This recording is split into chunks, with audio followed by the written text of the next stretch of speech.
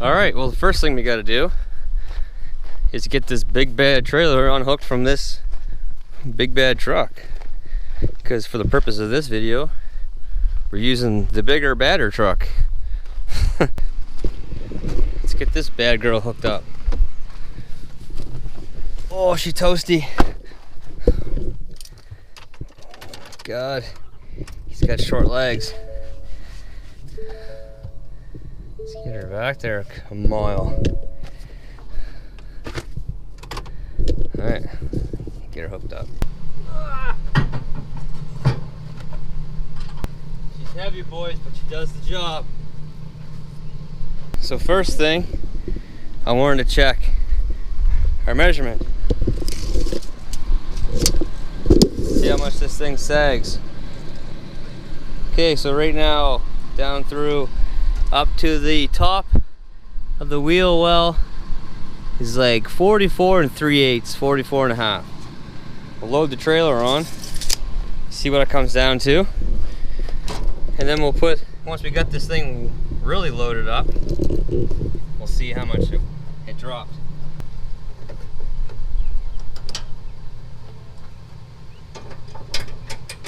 Breakaway cable to the actual truck, not the chain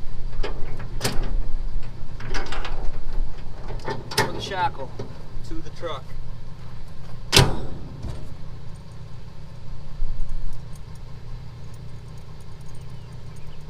Okay, so she was like 44 3/8, 44 and a half before. Let's see what she is now.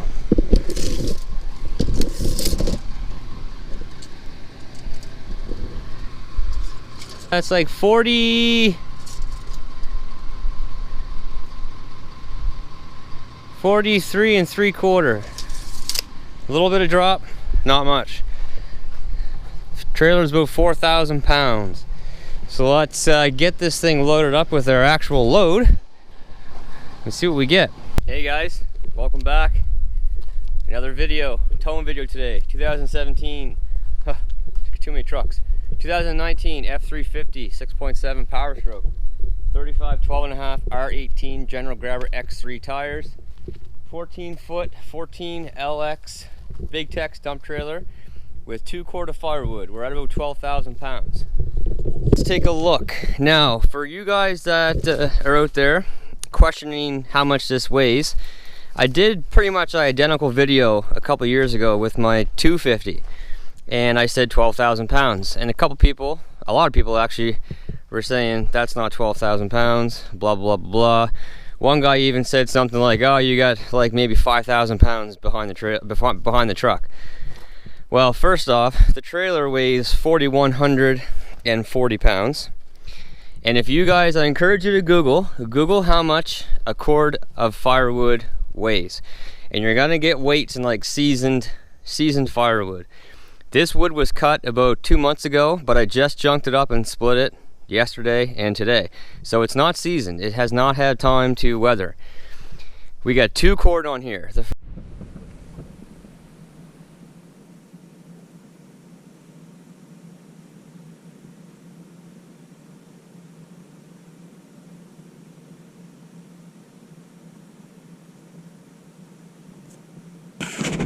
First year that I did firewood with this trailer, I actually stacked and measured out 2 cord of firewood, and then I threw it on the truck to see what threw it on the trailer to see what it looked like. This is what it is. So we have 2 cord of wood on here, and if you look up on Google, they say average between 35 to 4,500 pounds per cord. So we're gonna go with 4,000. So the trailer is 4,140. I'm just gonna say 12,000 pounds. So we're towing 12,000 pounds today.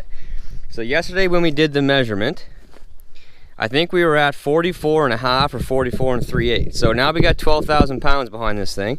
So now let's take a look. Straight up through the hub, we're at 42 1/4. So we dropped about 1 3/4 inches according to what this is saying. So 42 1/4. Let's see what the front is.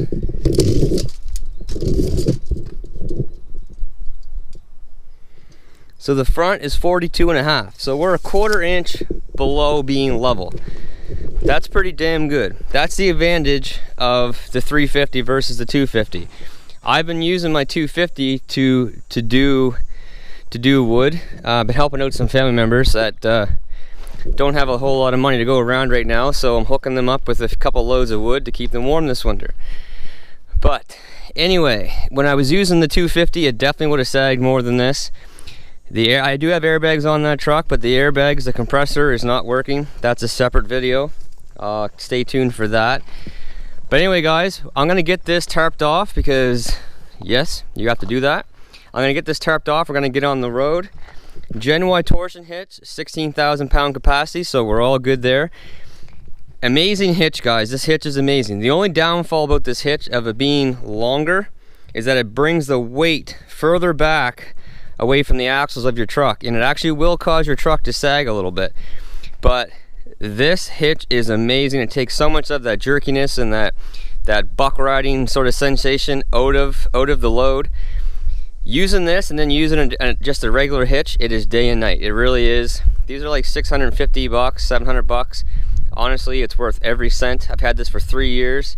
I've never had a hitch last that long, and it's not showing any signs of giving up anytime soon. So we're gonna jump in the truck and we're gonna head on out of here. All right, guys, we just got on the road. And as I can tell, the sun is shining right in the camera right now. Hopefully that doesn't last throughout the whole trip. But we just got on the road in the 350, 12,000 pounds. I think I've hauled one load with this truck that was heavier than that.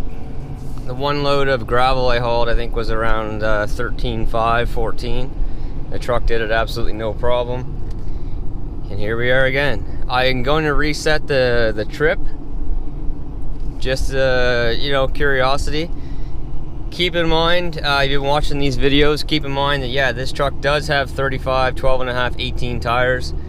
So it's a fair size bigger than the factory tires, and it does throw off the speedometer. So the MPG reading is not going to be correct. And also on top of that, they're General Grabber X3s. They're a fairly aggressive tire with pretty deep lugs. So that's going, you know, it's not like having the factory, these came with the Goodyears. It's not like having the factory tire on here. That is going to affect the fuel mileage as well. But you know, here we are. We're starting off on a bit of a twisty, windy road. The truck is very stable, very, very confident back there. Yeah, it did squat, what, 1 3/4 inches, I think is what it worked out to be. That's not bad for this kind of weight. And again, with that Gen Y torsion hitch, it does take it out past the axles a bit further than what a typical hitch would. So that does, you know, get it back off the axles a bit. It does cause it to sag slightly more. This truck does not have airbags. That's definitely something in the future.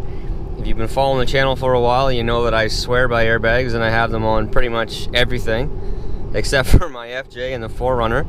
I got them on my 250, I got them on my 550. I did mention there's issues with the ones in the 250. The Airlift Wireless 1 compressor. I had that same compressor on my Tundra, and the exact same thing happened. If you install the airbags, the airbag compressor where they tell you to, and you live in, you know, at an area where I live, where you get a lot of cold, damp weather and fluctuations in weather, it gets condensation in there and they burn up. Pretty sure that's what happened, because it's popping fuses every time I put it in. So it's definitely seems like it's the exact same thing that happened to the Tundra. So from here on out, whenever I do an air compressor, whenever I do an onboard compressor, it's going to be mounted in the back of the cab behind the seat. That's where I mounted the 550 and won the 550, and everything's been going great. That's where it's going to go from now on.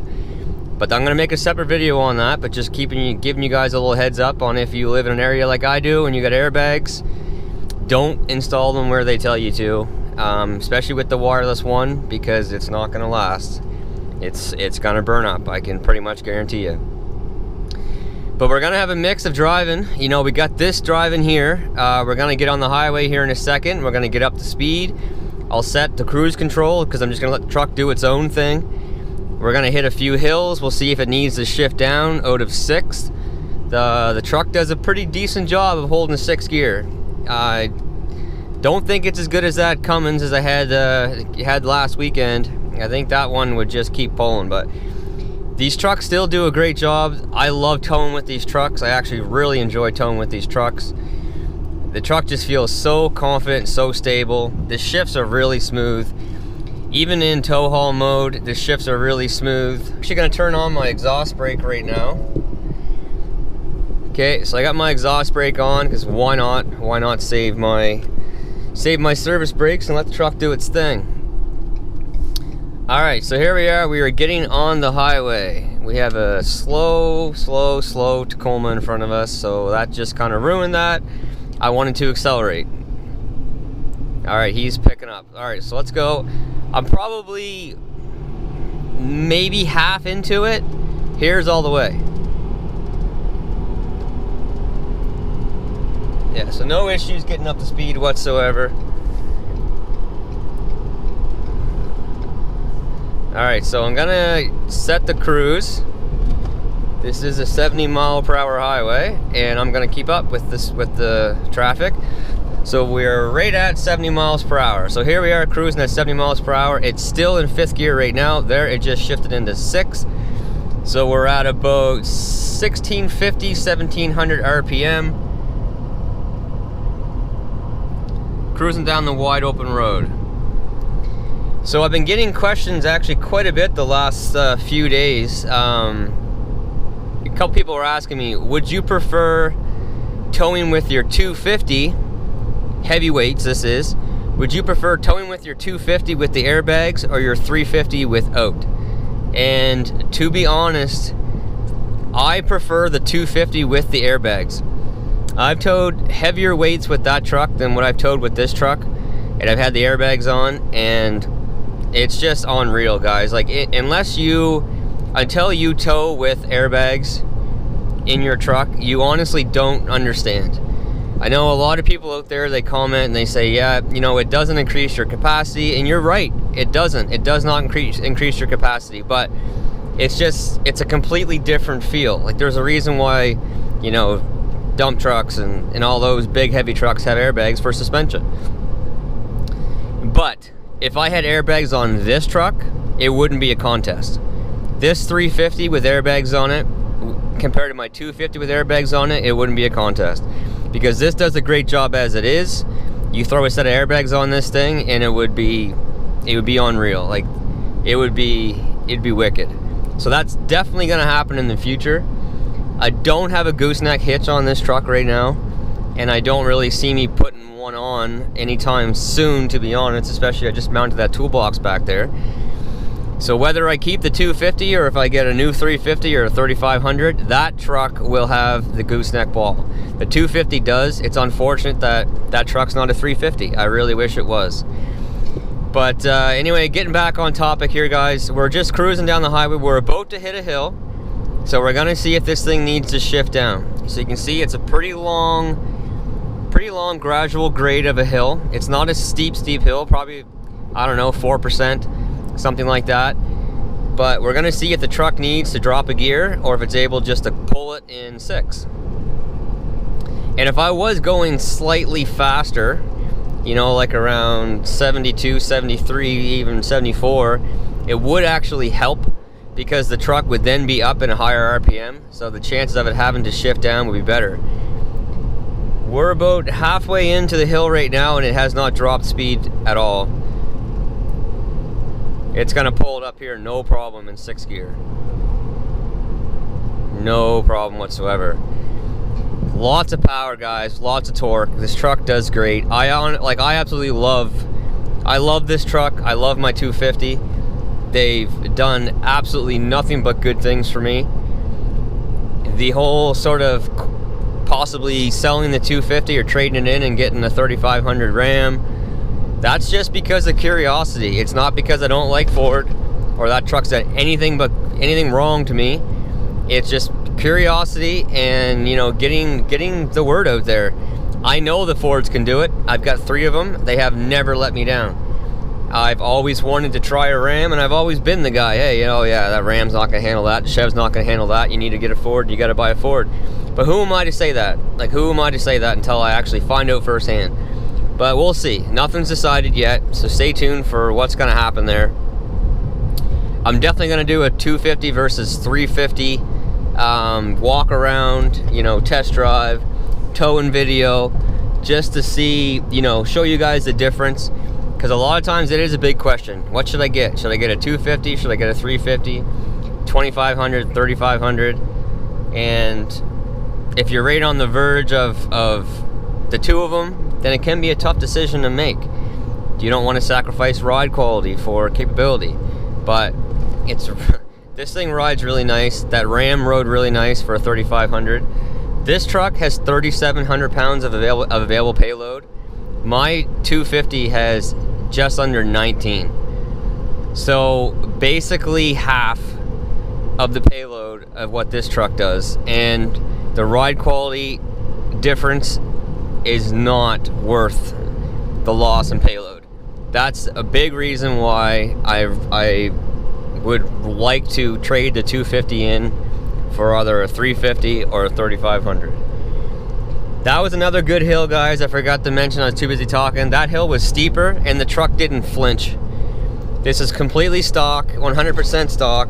The truck did not flinch one bit.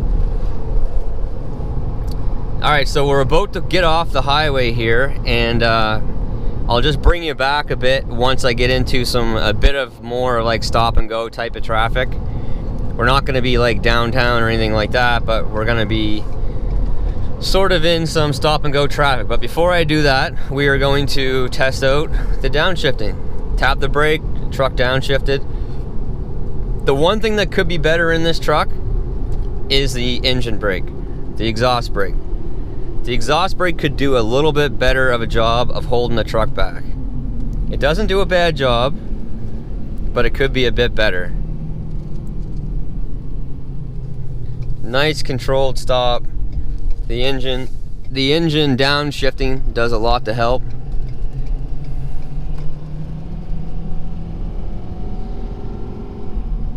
Loads of power. The shifts are so smooth.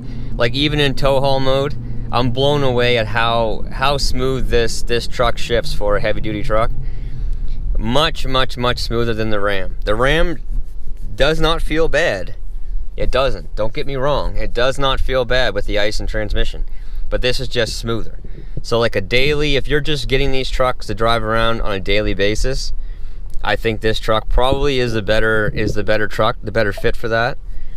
But if you're towing or you're using them for, you know, heavy hauling and things, then you really can't go wrong either way. But if you're just driving from job site to job site to job site, then the Powerstroke with the torque shift is really smooth. Really smooth. I mean, you don't even feel that. You do not feel that shift at all. And this is in tow haul mode. Alright, so really there's not much traffic today. We just hit some bumps back there. Everything felt really good. The suspension does a fantastic job. Even with, you know, this weight behind it, it doesn't feel soft. It doesn't feel squalmy at all. The truck feels very stable, very planted on the road. And yes, we still have our load back there. Alright, so we're getting close actually to where I'm going. So I'm gonna step away. I'm gonna get the load dumped, and then we'll just sort of chat on the way back. Alright guys, so the load is dumped. They're gonna stay nice and warm this winter. So the truck performed really good. It didn't have to downshift at all. You know, we had a little bit of sag, but not much. The brakes felt good. Like I said, the exhaust brake could do a bit better. It could hold you back a bit better, but it does the trick, that's for sure. Definitely gonna do a better towing video for you guys, for sure.